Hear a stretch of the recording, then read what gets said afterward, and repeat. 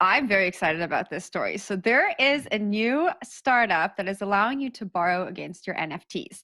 NFT Fi sits at the center of DeFi and NFTs and will essentially let users mortgage their NFTs in exchange for crypto.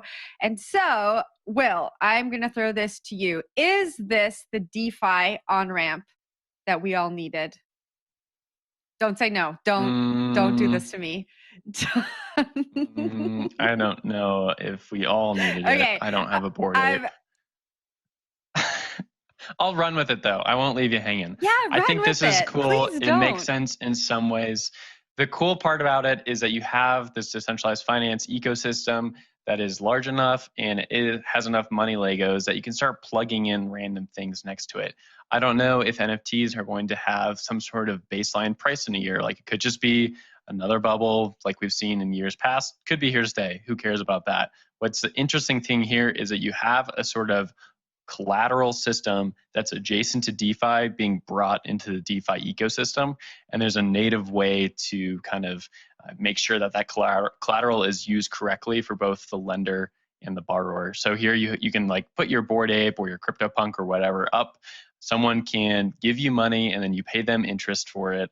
And then if you fall out of your loan, you back out of it, default on it, they can take your Bored Ape, they can take your CryptoPunk as collateral.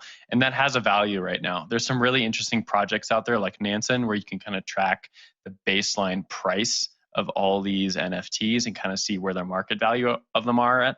So what we kind of have here in a broader sense is that there is this decentralized finance ecosystem that is more mature than it was a year ago, and you're able to incorporate things that were in the past just unthinkable. I wouldn't have been able to think about adding an NFT component to my DeFi ecosystem.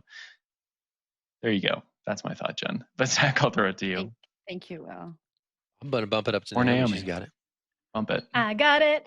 Yeah, I will say that it seems like a natural next step. The article that was released by CoinDesk mentions that when you buy NFTs, they kind of sit there, and a lot of them, there's not much that you can do with them right now. They're pretty paintings, pretty JPEGs. And so the idea that we've got this DeFi world where you can be like, as you mentioned, Will, you've got all these Lego blocks and money Lego blocks that you can integrate and use for all kinds of things. And you can use things as collateral and then earn stuff and then stake that stuff. Like it's this really interoperable, interactive world that's very exciting.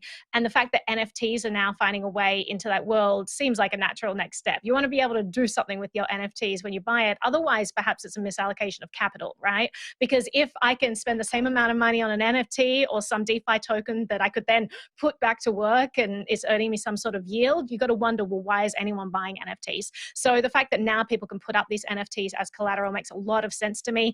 And, you know, if you think about like people using assets as collateral to take out loans, like all of that has been the news a lot in the last week because you had Yellen say that unrealized gains are actually income, which is just the most ridiculous, stupid thing that I have ever heard in my life. You know, that anyone who understands economics would never say that the unrealized gains is income because it's literally unrealized. You do not have that money.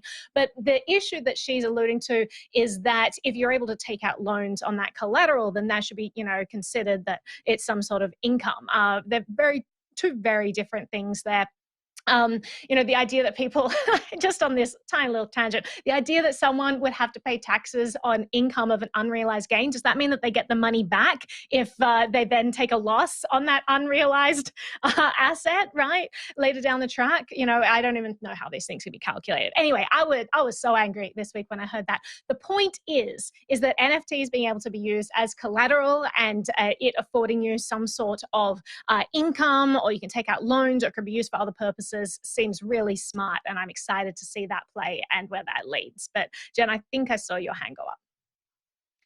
Yeah, a lot of newcomers to the space who've kind of scooped up one or two NFTs in the last little while have told me like, you know, I don't know when to sell. I don't know what to do with this NFT. I've held on to it.